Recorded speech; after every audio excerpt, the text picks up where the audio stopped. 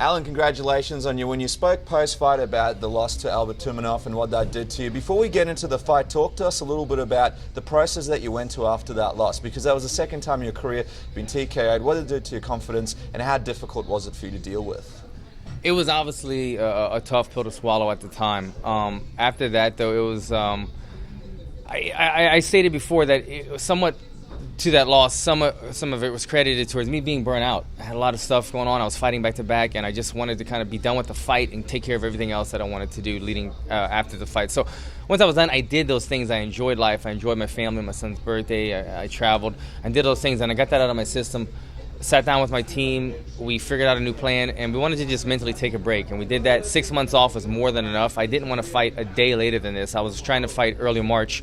When I got March 19th over here, I took it right away. So it was just enough amount of time for me to assess everything, change my camp up, and get mentally strong again. But yeah, you know, it was tough to swallow coming off of a loss like that, but I knew that I wouldn't be one of those guys that took a loss and never came back the same. I wouldn't let that happen. How do you feel now, getting this dominant win over Brendan O'Reilly? Do you feel like you're back on track, not only as far as your career and in the UFC, but just mentally as well? Absolutely. That was the goal coming in, was to, you know, it's funny, like I'm sitting here after the fight trying to assess not so much my performance but my emotions right now. Normally I'm almost crying, or I'm so happy I can't sleep for 2 days after fight, but I feel almost numb right now, and I was just on the walk here, I was trying to assess why that is, and I think what it is I expected this to happen.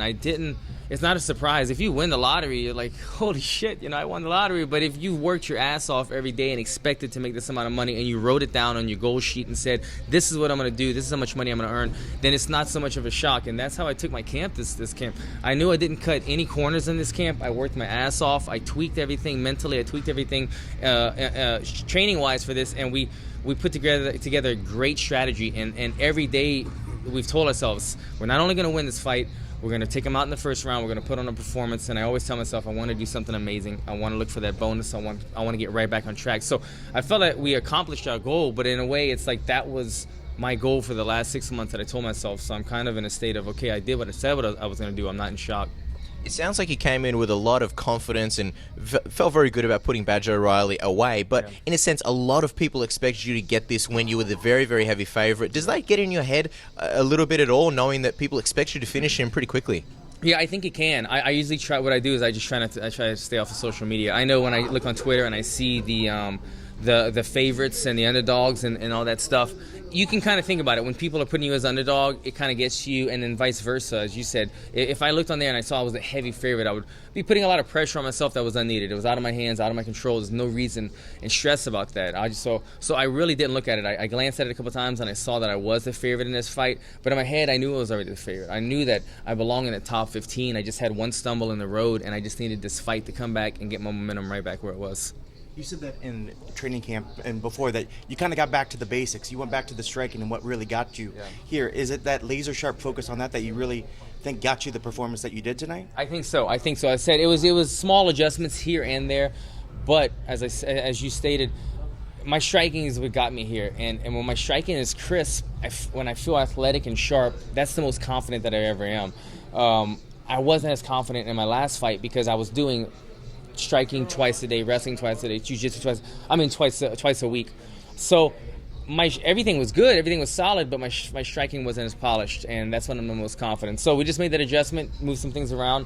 My striking this camp was on point, man. I mean, I think I landed a nice body kick with my left leg in the fight, and that's one that every time we hit pads this week in training, the coaches were like blown away. They were like, dude, if you hit him with that body kick, he's going to back up. I promise you, he's going to back up. There's too much power. And it gave me a sense of confidence. It's like, man, I know that I have a weapon right here that if I land it, even if it lands on the arm or the body, he's going to back up. And it gave me the confidence to throw it in a fight, put him on the cage, and I was able to finish him after that. Speaking after the fight, some people are saying that you're kind of looking at your feet after the fight. Everything good on the feet? Nothing injured or something? Wow. There's some very observant people out there. Yeah, you know, I don't know. I might have dislocated my toe or something, so I got to get it checked out. My pinky was kind of hanging a little funny right there, but yeah, nothing serious.